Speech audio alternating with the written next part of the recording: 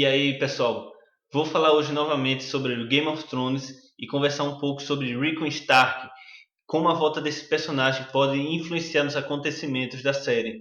Cuidado com os spoilers, a gente vai falar da possível volta de Rickon à série, do que isso tem a ver com a guerra de Stannis e do apoio dos selvagens à causa, além da possível vingança dos Stark. Então, se liguem no vídeo, vamos lá!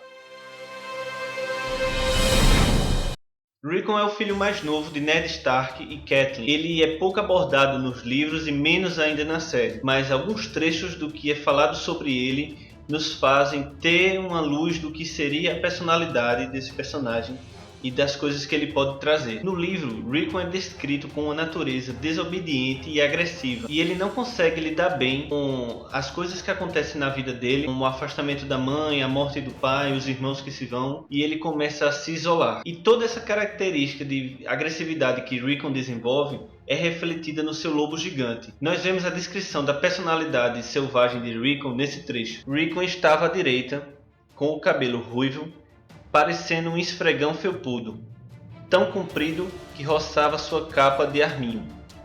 Recusara-se a deixar que cortasse o cabelo, desde que a mãe tinha partido. A última moça que tentou tinha recebido uma dentada em troca dos seus esforços. A Fúria dos Reis, capítulo 16, Bran 2, página 212. Juntamente à descrição da agressividade de Rickon, vemos também a selvageria de cão felpudo, o seu lobo gigante. Sir Roderick tinha confinado os lobos no bosque sagrado, depois de Cão Felpudo ter mordido o pequeno Alder. A Fúria dos Reis, capítulo 4, Bran 1, página 51. E mais uma vez nesse trecho. Mas isso foi Cão Felpudo. O grande lobo negro de Rickon era tão selvagem que às vezes assustava até Bran. Verão nunca mordeu ninguém. A Fúria dos Reis, capítulo 4, Bran 1. Página 53. Há também a possibilidade de que, assim como Bran, Arya e Jon, Rickon também seja um warg. E a gente vê menção disso nesse trecho, onde o lobo e o garoto começam a compartilhar emoções. Não pode! Rickon quase gritou zangado. Não pode! Ao seu lado, Cão Felpudo mostrou os dentes e rosnou. A Fúria dos Reis, capítulo 69, Bran 7.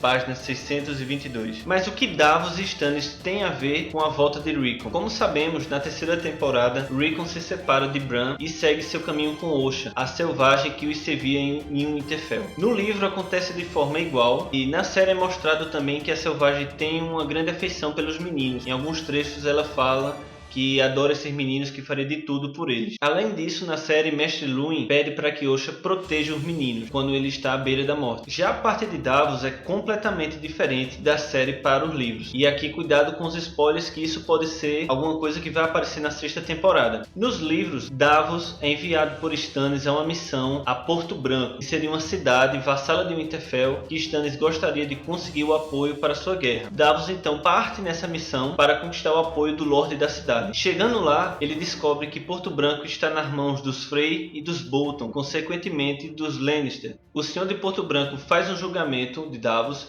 ele é condenado e sua cabeça é cortada. Só que não. Na verdade, isso é o que Cersei fica achando. Ela ordena que o Senhor de Porto Branco mate o Cavaleiro das Cebolas e coloque sua cabeça na muralha de Porto Branco. O Lord Manderley envia uma carta para Cersei dizendo que cumpriu a ordem. Você, leitor, fica achando que isso realmente aconteceu, porque você está vendo a visão de Cersei. Ela recebe uma carta dizendo que isso aconteceu. E você passa o quarto livro todinho achando que realmente o Cavaleiro das Cebolas havia morrido. No quinto livro, você começa a ler o ponto de vista de Davos. Então descobre que, na verdade, ele foi enviado para a Toca do Lobo, que era a prisão de Porto Branco, e depois recebe uma visita do Lorde, que conversa com ele dizendo que tudo que estava acontecendo lá em cima era uma farsa, que ele não estava com os Frey, não estava com os Lannister, e que ele tinha uma missão para Davos. Se Davos conseguisse cumprir a missão, ele se juntaria a Stannis, assim como todo o Norte. A missão não é nada mais nada menos do que trazer Rickon Stark de volta ao Norte e juntá-la à causa de Stannis. Dessa forma, Stannis teria um grande apoio do Norte, porque sempre os nortenhos irão apoiar um Stark. E Rickon, na sucessão, ele vem primeiro do que Sansa. Então Sansa não teria mais importância para os Boltons, já que Rickon seria o verdadeiro herdeiro. O problema é que o Lord Manderley diz a Davos que Rickon está num local tão selvagem que o Cavaleiro das Cebolas por um momento considera voltar para a cela. Por meio segundo, Davos considerou pedir para Wilma Mandalay o mandasse de volta à Toca do Lobo. A Dança dos Dragões, capítulo 29, Davos 4. Ora, Davos não é um cara medroso, além de ser um ex-contrabandista. Então esse local realmente deve ser muito tenso para ele preferir voltar para o calabouço. Na Toca do Lobo, até os prisioneiros comiam mingau pela manhã, mas havia outros lugares nesse mundo onde os homens eram conhecidos por quebrar o jejum com carne humana. A Dança dos Dragões, capítulo 29, Davos 4. No livro também é falado que o local fica na extremidade do mapa. Juntando isso a um capítulo de 100, onde ele diz o seguinte: em algumas canções se dizia que os Skagoses eram canibais. Ao que parecia, seus guerreiros devoravam o coração e o fígado daqueles a quem matavam.